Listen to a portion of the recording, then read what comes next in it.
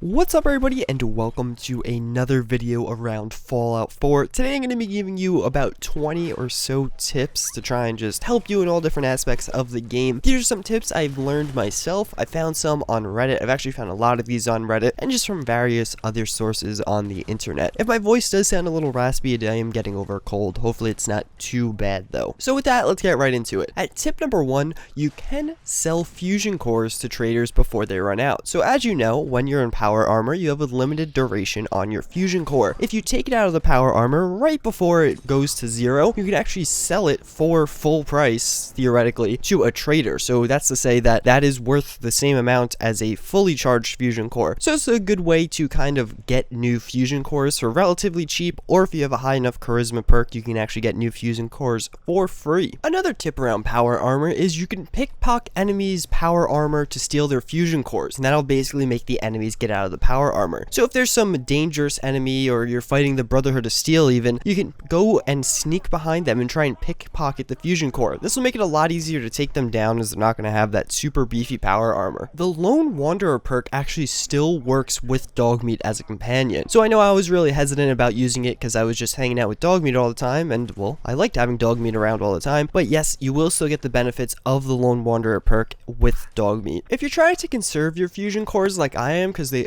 do prove to be pretty expensive, actually sprinting, strong melee attacks, and VATs are the 3 things that drain them. So I was curious about this, as it wasn't exactly clear if sprinting did or didn't drain fusion cores, but they do. So if you're running low, definitely don't do these things as much, and you'll be able to drag that little extra bit out of them. While you're naming your weapons, make sure to put a hyphen at the beginning of the name. This will put it at the beginning of your gun list in your inventory. While browsing the junk you have in your inventory, you could actually switch this to the junk components it'll break down into. So this is C on PC. I don't know what it is on the consoles, unfortunately, but I'm sure you could figure it out. It's really useful when trying to figure out what components you're missing and what you want to look for. So this may seem like a basic tip for some of you, but I totally overlook this. Water pumps, farms, and traders deposit the items they produce and caps into the workbench. So if you do have a farm going on, as the food grows, it will be deposited into the workbench. Settlers can work up to 6 food at a time, and that's not plants, that's actually food. So as you know, a lot of the plants produce 0.5 food each, so theoretically one settler can work 12 plants, other than mutt fruit, because that produces 1 food. To drastically reduce raider attacks, make sure your defense stat is higher than your food plus your water stats. Fast traveling between 2 settlements will actually instantly grow all of the crops at each of those settlements, so this could be used to great advantage if you farm all the foods there and then go and later sell them for caps. This Scrounger perk, which is that perk that gives you extra ammo while searching and looting through things, actually is super useful. I would definitely recommend not overlooking that, as I do find tons of extra ammo around the map. If you have a companion stored at one of your settlements, you could actually give them certain jobs like your normal settlers. I now have Codsworth going through and farming for me, which is quite nice. On the PC version, you can actually use the keys 1 through 4 as well as the arrow keys to select the different dialogue options. VATs will actually detect landmines, so if you're going through areas with tons of landmines, it's pretty easy to just kind of spam the VATS button to detect them pretty early on. You don't actually need to use stim packs on any of the companions. If you leave them there for long enough, it takes about 5 to 10 seconds for them to recover naturally. Wearing glasses actually raises your perception stat by 1, and sunglasses your charisma stat. When you're using terminals, you could actually quickly exit them by just holding the back button, so that could be tab on PC, circle, or B on Xbox,